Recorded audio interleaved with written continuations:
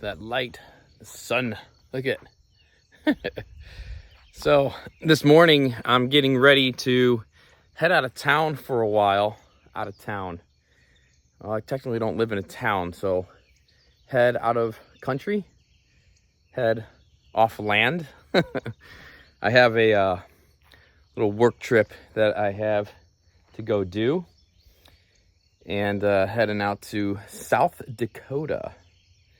It's a long ways away, but I figured while I'm traveling around, I'll stop off in some places and see some family and friends as well. While you're watching this video, I'm actually not here. I'm like over 1,000 miles away, but I'm also right here right now because you see me right here. So I am like omnipresent. But I figured it'd be kind of cool to do a little why I live off grid and why I chose this kind of lifestyle, and give you some of the reasonings behind the madness. So first thing in the morning, I like to do a little bit of a movement practice. Just kind of wake up my body as the sun is coming up, kind of energize my body through the sun and through movement, kind of creating my own energy. I don't have any necessarily like set routine that I do or anything, just kind of whatever my body feels like it needs at the time. And then just kind of wander through, kind of look at everything, check on everything, see how everything is doing. You know, see if Roger got into anything and made a mess during the night. But I'm just kind of going around right now and seeing what all I have to do today to prepare for my trip, because, you know, I like coming home to things clean, neat, organized, and yeah, so just kind of seeing what kind of chores I got to get done today. So let's kick this off with reason number one of why I chose this off-grid lifestyle. These really aren't in any specific particular order or anything. I think they're all equally important to each other, but I had to put them in some kind of order for the video. All right, we'll go ahead and get into number one, but first, check out my little olive trees. I'm nursing these up. They sent them to me, and they were smaller than this, but they're getting a little bit bigger already. And this one's really funny because it's got a little olive on them. That one's more ambitious. But that brings me to my first reasoning of why I chose this off-grid lifestyle, and that is to be more connected with nature and live closer with nature. I grew up kind of half and half urban and rural. I was born and raised in the Chicagoland area, but my grandfather also had about 100-acre tree farm in central Wisconsin that we used to go to all the time. So I spent a lot of time in the urban world and a lot of time in the rural world. And for me, I always felt a more like sense of freedom, you know, liberty, when I would be at the farm. You just wake up and first thing in the morning, just go outside and go run around the woods, or go see what's going on at the pond, or, you know, see what grandpa's up to in the barn, working on the tractors or cutting the grass, or, you know, that's what you do. You know, you wake up and you go outside. And being a human being, a human animal, a piece of nature, I really believe that we belong outside. Our home, our dwelling, is a shelter to keep us safe while we're sleeping, during, you know, storms, severe storms, kind of things like that. Maybe keep some of our more sensitive possessions safer from the elements and from the bugs and all that. But we shouldn't really be spending every day, all day long, indoors, inside. We should be getting outside and get the sun on us, get the rain on us, get the wind on us, be working outside, working out outside. When I'm doing my workout routines or my martial arts training, I've always loved working out and training outside, in the sun, in the elements. It feels good, not only on the physical aspect of the workout and, you know, the work and projects that you do, but for the mental as well, and the emotional and the spiritual. So I feel like the more connected you can be that you're living with nature, then the more connected you could be with yourself internally and externally, because you are a piece of nature. You are part of it. And when you remove yourself from that, you're removing, it's like taking your core out, and you're no longer present with your core. You know, we all have a who we are, and we can change that. We could change that according to the seasons. We could change that according to our environments. But we also have a what we are, and we can't change what we are. You know, the fact that we're humans, the fact that we're part of the animal kingdom, and the fact that we're a piece of this nature. So for me, it's just really important to stay connected to what I am while I am going through the personal development and growth to be who I want to be as well. And making sure that the who and the what are paired and in sync.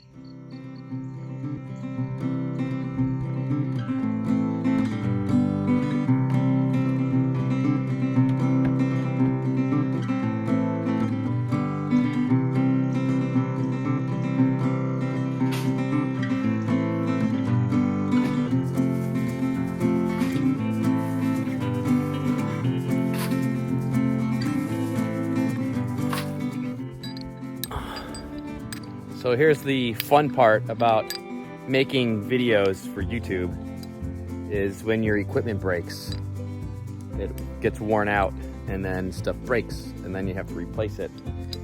And this stuff ain't cheap anymore. Welcome to my life, the behind the scenes, the real stuff.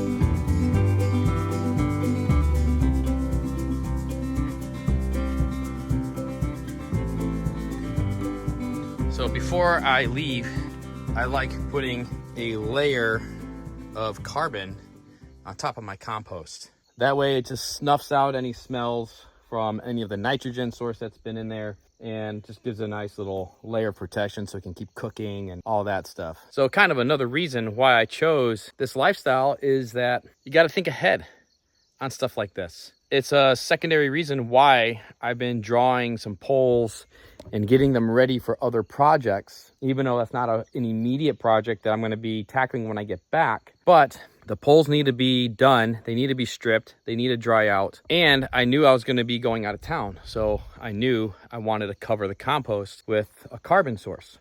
So there's another reason why I chose this lifestyle, is it keeps your wits up. It keeps your smarts. You got to keep thinking ahead of time, thinking forward. And I like that element of this kind of lifestyle. Sometimes I think people jump into this off-grid life, or they make some drastic lifestyle change, even if it's not off-grid, it's just whatever change that they make. But they didn't go into it with a whole lot of thought first. And then they either end up struggling because things just aren't really making sense. Things aren't going as easily as they thought maybe that they should. And it's difficult. But if you're thinking ahead of time and you're planning, even if it's a week or a couple weeks out, then you can make things a lot easier. And this lifestyle, this living off-grid lifestyle, promotes that.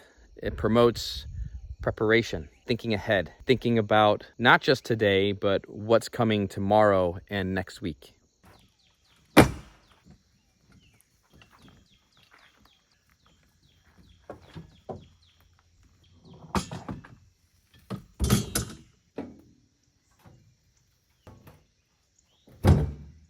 So since I'm going to be gone for about a month, I don't want rain getting collected in the wheelbarrow and in the cart and stuff like that. So that's why I flip them over. So that way when it rains, it just, runs out. It doesn't just collect and stay stagnant in there and mess things up. All right. Since my little piece for my tripod broke while making this video for you, I got to run to town anyway today. Got to do a quick run. I'm going to do a little supply run for the trip, get some snacks and stuff like that when I'm on the road. This trip, I'm going to be driving almost 4,000 miles. So I'm going to go do that and see if I could find something that will work on my tripod. I don't know. We'll see. All right, let's get this done since I got to go anyways. I was planning on doing this later in the afternoon, but it is what it is.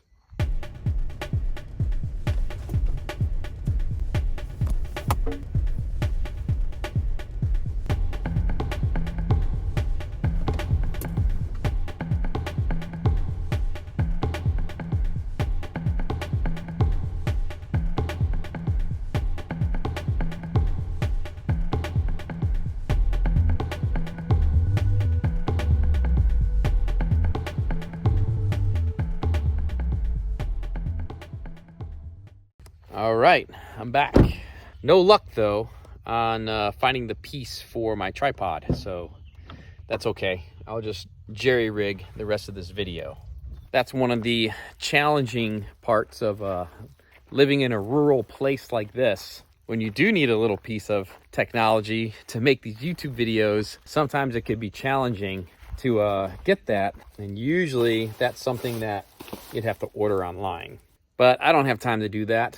But no worries, I'm gonna be passing through some big cities, so I'll find something on the travels. All right, another reason for this off-grid lifestyle is the self-reliance and the self-sustainability. When I'm observing the other animals that are living here amongst me, with me, you know, they're completely self-reliant.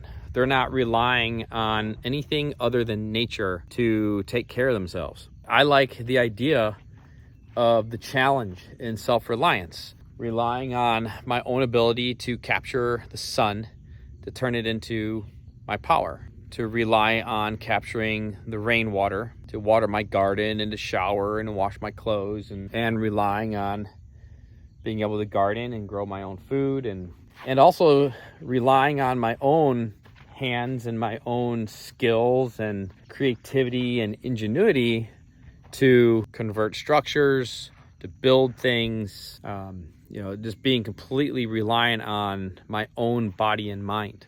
I find that there's a different sense of appreciation for power and for water and for food when you're more directly connected to it. And, you know, today it was sunny out just a little bit ago, and now it's not.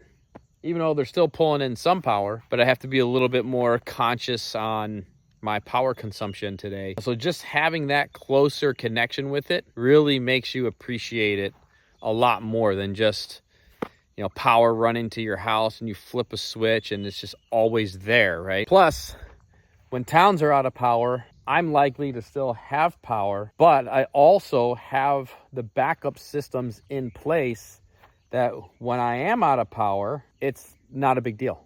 It's totally fine because I've gone through living the first earlier months without any of this stuff. So it's not really a big deal if I have to go through a few days or a week without power.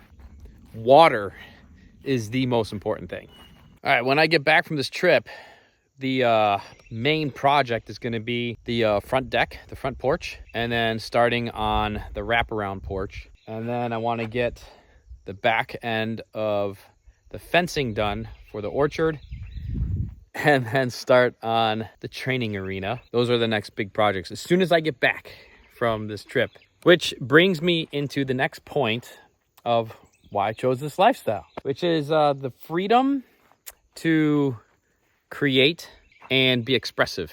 It was quite a challenge to find a property like this where I can be in an area that has no zoning restrictions. I can build what I want here. I don't need to worry about any dealing with any kind of permits for this and for that and the fence and all that stuff. So it allows a lot of space to just let the mind go and be creative with what I'm building, with the garden, with the home. It's getting harder to find places in this country, and it sounds like from all the comments, it's getting harder to find places like this all around the world that you can do this type of stuff. But they're out there. You just gotta do some research, look hard, look for it, spend some time with it, and but yeah. Freedom to be creative and expressive. I mean, that's a big one.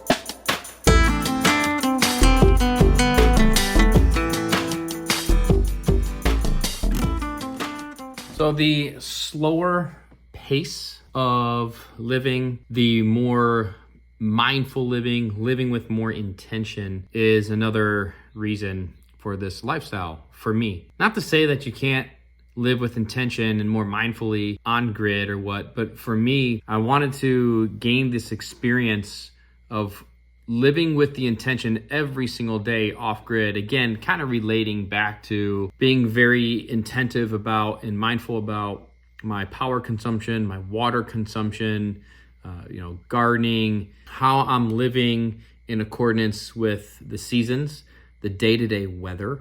Sometimes you have a plan to do one thing tomorrow, but then the weather is not according to plan, and you adjust what you're going to do, and you got to move what you wanted to do to another day and figure out, okay, well, what am I going to do today now that the weather is different? It did not end up being what was predicted, right? But when I was still living up in Chicago and I was running my martial arts school up there, I had my brick and mortar school up there, I was a lot more anxious just with time. And the days were just blurring.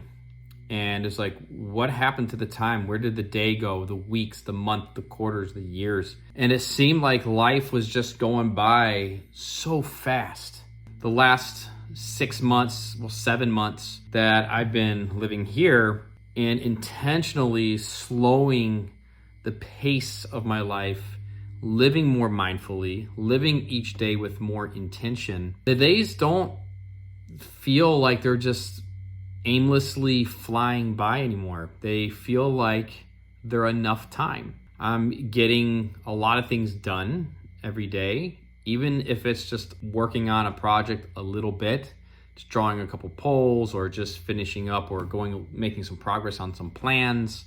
But the 24 hours in a day feels like 24 hours in a day, and the weeks feel like weeks, and the months feel like months again. I remember being a kid, and I remember being in school. The school year felt like it took forever, and you just couldn't wait for summer to come or for winter break to come or spring break to come. And then those long, hot summer days and hanging out with friends and the cousins and all that. It's like the days just felt correct.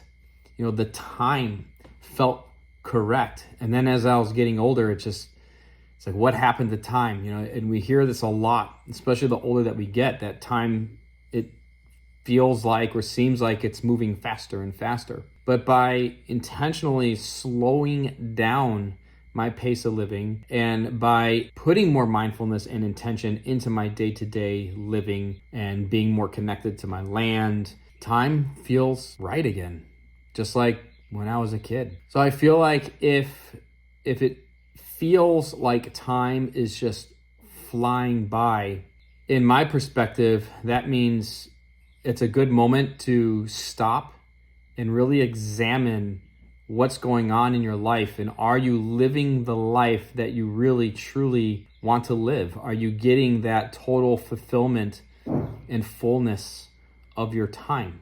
If it's flying by, then probably not. You're spending a lot of time doing just unnecessary substitutional things that don't really matter to you, that don't really express your creativity, right? Or your expression living this life. That's another one, really big reason for choosing this off-grid lifestyle.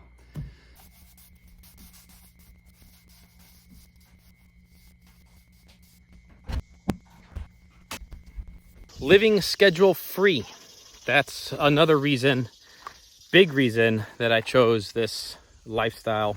For the past about 10, 13 years, I've been working pretty hard at creating a business that allows me to live by my own means, my own schedule, or however I want to go about my day. And it wasn't always like that. It was hard. It was tough getting to this point. I guess you don't really need to be off grid for that necessarily, but just being able to kind of wake up and decide on the day, this is what I want the day to be, and this is what I'm doing today. This is the project that I'm working on, or this is the workout that I'm doing. It just allows me to have my own schedule. I could wake up and be like, you know what? I got to go out there and harvest some more trees. I need some more poles, or I need some more rails, or build a new raised bed, or whatever it is. I have the freedom in my scheduling to do that. Or if I want to leave for a few weeks, then I have the freedom to do that. So not necessarily that I have to be off grid to live a schedule-free lifestyle, but it kind of goes hand in hand with that creativeness. So just to expand on this one a little bit more, the other day when I was at the store, the cashier asked me how my Tuesday was going. And I replied to her, well, you just reminded me that it was Tuesday. So typically, this lifestyle is a lower cost of living, minus the construction stuff when you're buying lumber and fasteners and all that stuff. But if I wanted to, I could just live the way that everything is right now. So all the building stuff kind of beyond this point, at least in this climate, is pretty much optional by this point. But as far as actual cost of living, it is so much cheaper to live off the grid.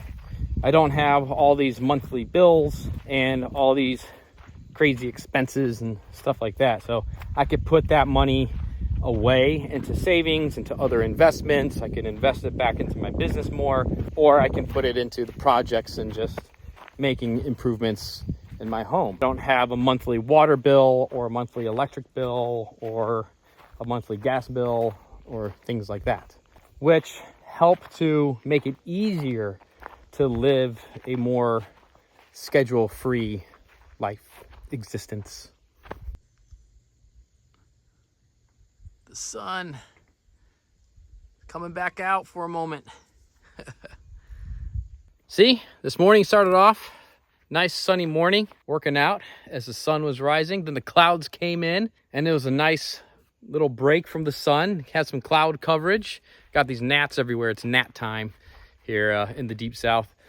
But now the sun is making a peak again and it's appreciated. So the sun's appreciated, the clouds are appreciated, the sun's appreciated again, the rain will be appreciated when it comes back. I mean, the warmth, then the winter when it's a little cooler, and then in the summer when it's super, super hot, which I really like that. That's my favorite. Today's supposed to be about 90 degrees again, so I'm looking forward to that when it gets to that point. So I'm really looking forward to this project here, building out my whole training arena area. I love working out. I just don't love going to the gym, and training indoors and working out indoors. So I love working out outside, and I miss my home gym. When I was living in Southern Illinois, I had a little home gym, just some pull-up bars, dip bars, just stuff like that I built. And I had that in my garden area. If you go like way back and the earlier videos on this channel before my off-grid stuff, you'll be able to see some glimpses of my old garden and all that stuff. So the channel used to be a little different.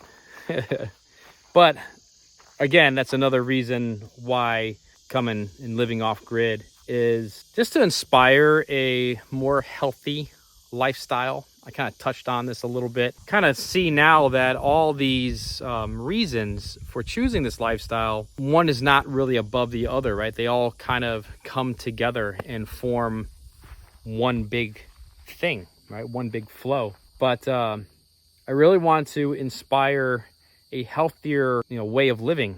And that means physical fitness. That means, getting my vitamin D from my friend Apollo up there, and eating healthier. This is real organic right here. This is like beyond organic. This is how, we were intended to eat. There's no pesticides.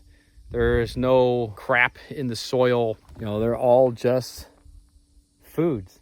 And then also foraging on the land. And a lot of people ask, well, how many acres do you have? And I have almost 50 acres here. And that's going to provide enough acreage for me to hunt if I want to hunt. That way I can eat healthier, I can exercise and stay fit a lot easier, because my gym literally is just a few paces outside my front door, or any door out of my house.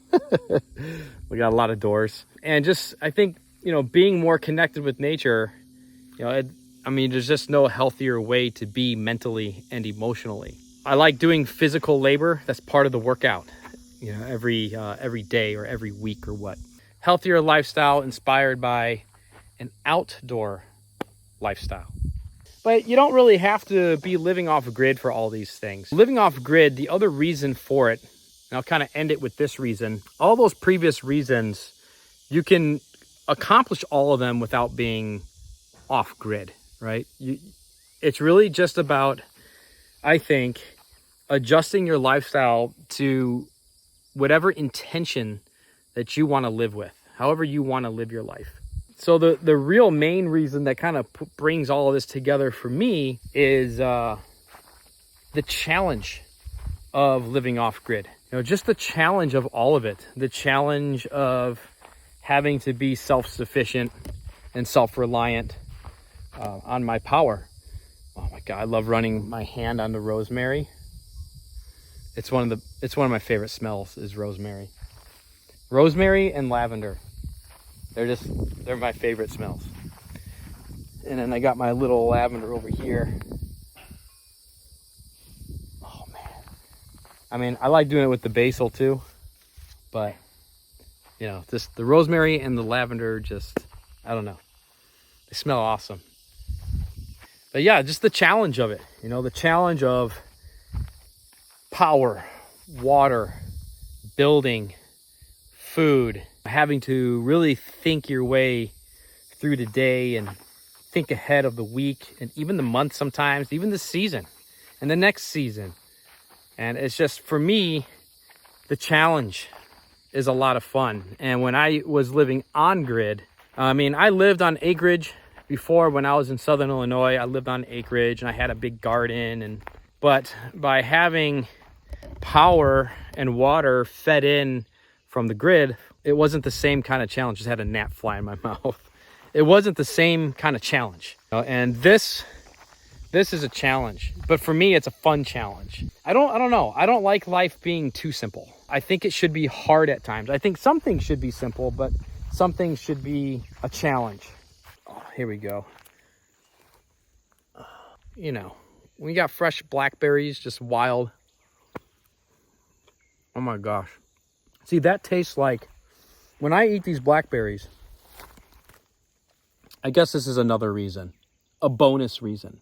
When I was little, and I think I've explained this a few times in some previous videos, my favorite thing was going to the farm. The blackberries, eating wild blackberries. I grew blackberries. I grew different varieties of blackberries in my old garden in Southern Illinois, and I'll be growing some here as well. But no variety of blackberries that you grow tastes like wild blackberries. The wild ones, and no matter where I am, the wild ones are the same. And when I was a kid, we'd be running around the farm, and man, I would load up on eating the blackberries until my stomach was just hurting. I just get filled up on them. Being here, every time I eat these blackberries here, it's just brings back those memories of being a kid running around wild and free on the farm, eating blackberries all day long, spoiling my dinner and all that. Don't eat too many of those, you're gonna spoil your dinner. That's what my dad used to say. Yeah, no, I'm good, I'll be good. But oh yeah, I always spoiled my dinner eating blackberries. Picking the wild asparagus, the rhubarb behind the barn, the apples. We had these awesome green, they weren't Granny Smiths, they were a different apple. We don't know what variety they were, but they were these green, bitter apples. They made great apple pies, but me and Grandpa and my cousin JP, we used to eat the apples, and we loved them because of how bitter they were, and everyone else didn't like them as much. But they were awesome because it was the farm, And this particular property reminds me a lot of the farm. It's not as big. It's half the size, but it just has a lot of some of the same characteristics, the same feels, just in a better grow zone. In my opinion, better winters and hotter summers. I just like it warmer. Well, anyway, I could keep blabbing and going on and on and on, but I figured you got some stuff that you want to do today, and I'll go ahead and end this video here. I still gotta just finish up cleaning up in the cabin a little bit. It's so nice. I don't have to call it a shed anymore. I think it's fair now to call it a cabin since I'm living in it now. There's still some more things I gotta do in there, but for the most part, you know, eventually as I find the windows I like, I'll replace the windows, and as I build the wraparound porch, you know, the deck, then I'm gonna be customizing the doors, like all the double doors, and then eventually building the kitchen addition and all that stuff, and then the full bath wash house. You know, there's just so much to do, and I love that. I love that there's so many projects to do. And okay, I'm kind of I'm a little scared what happens when I run out of projects to do. I know a lot of people comment like, man, one day you're going to be able to, even my brother kind of said this, like, you know, one day when you're kind of done with it all, you'll be able to just kind of sit back and just enjoy it.